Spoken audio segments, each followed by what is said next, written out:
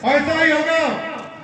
मैं तुम्हारी तपस्या से प्रसन्न होकर तुम्हें यह वरदान देता हूँ कि तुम्हें इस धरती पर मारने वाला केवल बंदर होगा, नहीं तो मनुष्य होगा।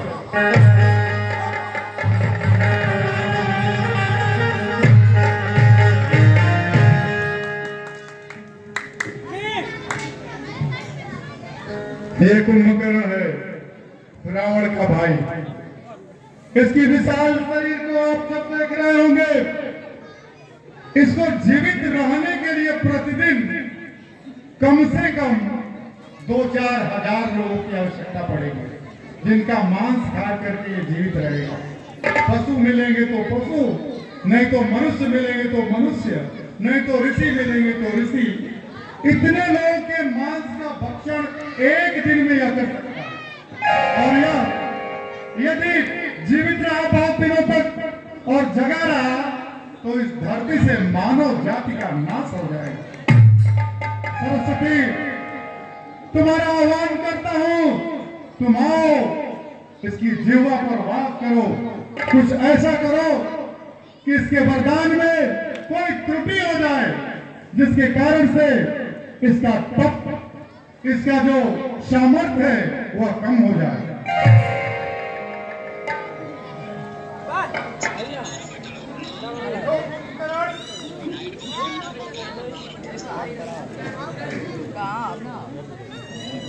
मैं तुम्हारी तपस्या से बहुत प्रसन्न हूं कुंभकर्ण।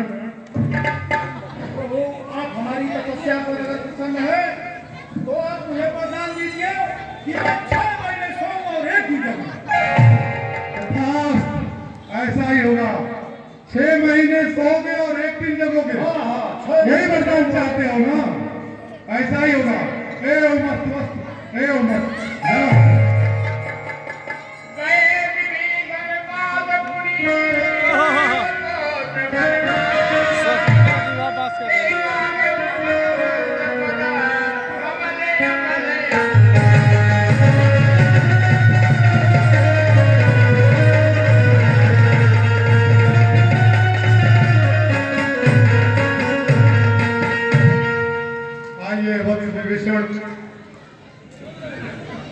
आप भी रावण कुंभकर्ण के साथ अपनी तपस्या कर रहे हैं और आपको तपस्या के प्रतिफल क्या आशीर्वाद चाहिए, क्या वरदान चाहिए, आप भी अपने मन की इच्छा बताइए।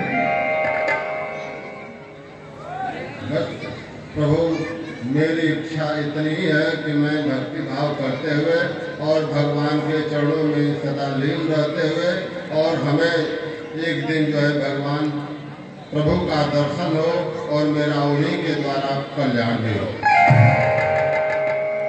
ऐसा ही होगा विभीषण। इस राक्षस राज्य में आपका जन्म एक महात्मा के रूप में हुआ है और आप प्रभु श्री राम का दर्शन चाहते हैं। ऐसा ही होगा एक दिन जब भगवान राम इस धरती पर जन्म लेंगे और 14 वर्ष के वनवास हो जाएंगे, तो इसी लंका में, इसी स्थान पर, इस समुद्र के किनारे आपको प्रभु श्री राम दर्शन देंगे।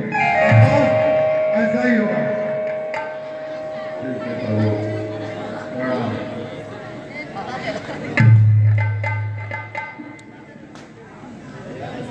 लंकिनी,